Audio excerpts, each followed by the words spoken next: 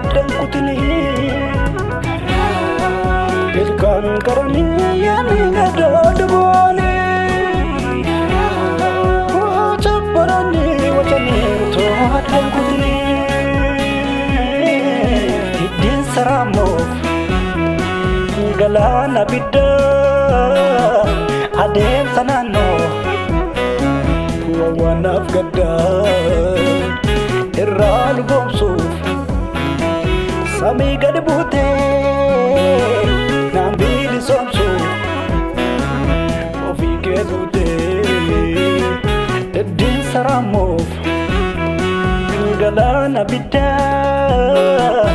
adeemsa naannoo wawwaanaaf gaddaa irraa luboomsuuf samii gadi buutee naan bilisoomsuuf ofii kee duutee kan kee hin baay'ateef narraa akka malee galatan jedhamaas dabalee hin baay'ate narraa akka malee galatan jedhamaas dabalee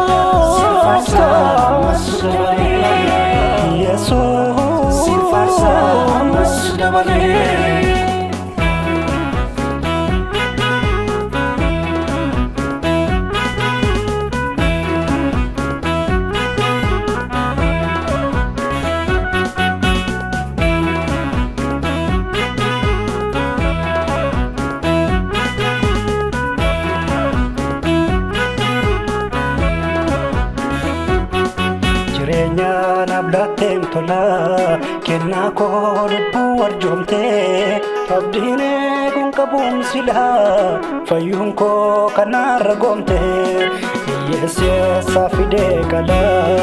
aarsaa gatii cubbuuf qalamu utuuti ofii keen aarsinee jireenyatti tolan galamu.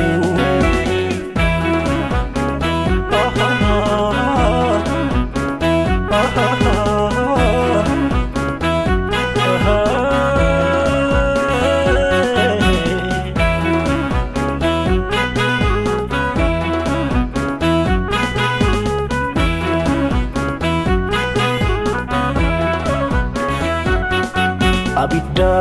gubeen fitnee keessatti gubachuu iddoo eenyullee hin dhufne namaaf dirmachuu gaabbiidhaan yaawawaacha kan hin gubanne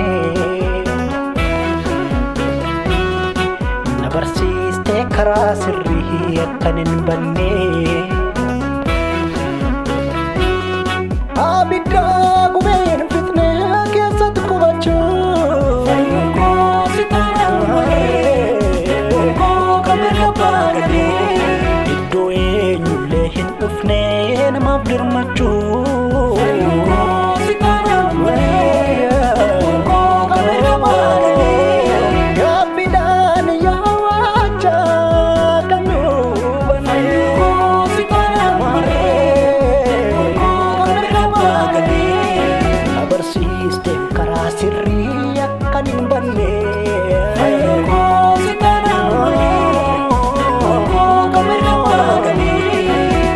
guyyaa sinjaaja halkan walakkeessas siitu guddaadha godhaa jiran keessas yeroon dayyaadha mogaasan barreessas yesus tochaadha maqaa jiran keessas guyyaa sinjaaja halkan walakkeessas siitu guddaadha godhaa jiran keessas yeroon dayyaadha mogaasan barreessas yesus tochaadha maqaa jiran keessas yesus tochaadha maqaa jiran keessas yesus tochaadha maqaa jiran keessas yesus tochaadha maqaa jiran keessas yesus tochaadha maqaa jiran keessas